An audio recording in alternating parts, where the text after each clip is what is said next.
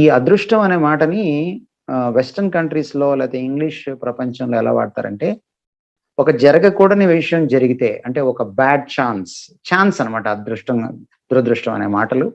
Chance అనే దాంట్లో. So, కాకతాళీయంగా లేకపోతే యాదృచ్ఛికంగా యాక్సిడెంటల్‌గా జరగకూడని విషయం జరిగితే దాన్ని అన్‌ఫార్చునేట్ అంటారు. దురదృష్టం అంటారు. లేదు కొన్నిసార్లు అనుకోకుండా హఠాత్తుగా లేకపోతే యాదృచ్ఛికంగా మంచి కూడా జరుగుతుంది కొన్నిసార్లు. అలా బై ఛాన్స్ మంచి జరిగినప్పుడు దాన్ని ఫార్చునేట్ అంటారు. దాన్ని అదృష్టం అంటారు. తెలుగులో దానికి సమానార్థక పదం. కానీ ఇంగ్లీష్‌లో ఫార్చునేట్‌కి, అన్‌ఫార్చునేట్‌కి సేమ్ మీనింగ్ అదృష్టానికి లేదు. తెలుగులో అదృష్టం అని అన్నప్పుడు ఏమిటంటే,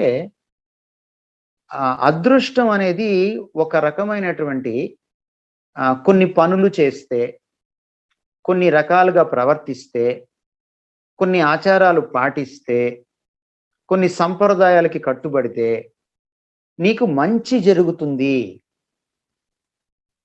అలా కాకుండా కొన్నిటిని మనం తిరస్కరిస్తే, పాటించకపోయినా, అలక్ష్యం చేసినా మనకి చెడు జరుగుతుంది. ఈ మంచి చెడులు అనేవి మళ్ళీ బై ఛాన్స్ వల్ల జరుగుతాయి. అక్కడ బై ఛాన్స్ గుడ్ జరిగితే ఏ మనిషికైనా ప్రపంచంలో దేవుడు లేనోడికి కూడా బై ఛాన్స్ మంచి జరిగితే కొన్నిసార్లు బై ఛాన్స్ గుడ్ జరుగుతుంది.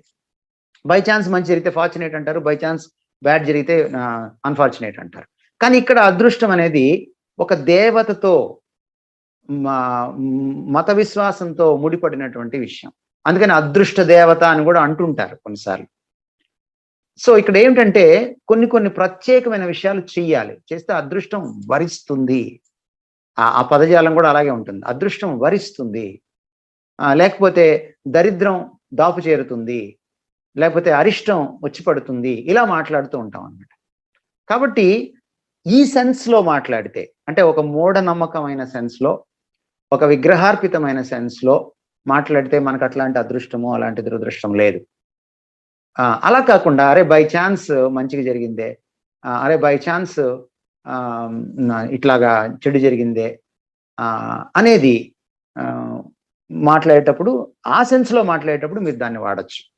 ఒకవేళ ఎటిమలాజికల్గా అంటే వ్యుత్పర్థార్థంలోకి వెళ్ళి మాట్లాడితే నిజానికి దృష్టము కానిది అదృష్టము, జ్ఞానము కానిది అజ్ఞానం, అదనమాట. సో ఈ అదృష్టాన్ని గురించి పూర్తిగా వివరించడానికి ఈవెన్ మన దేశంలో కూడా ఏది చెప్పడానికి వీలేదు. ఎందుకంటే అది కంటికి కనపడదు. దురదృష్టమైన అదృష్టమైన రెండుట్లో అదృష్టం ఉంది కాబట్టి, దృశ్యం కానిది ఉంది కాబట్టి ఇట్ ఈస్ వేగ్ అనమాట.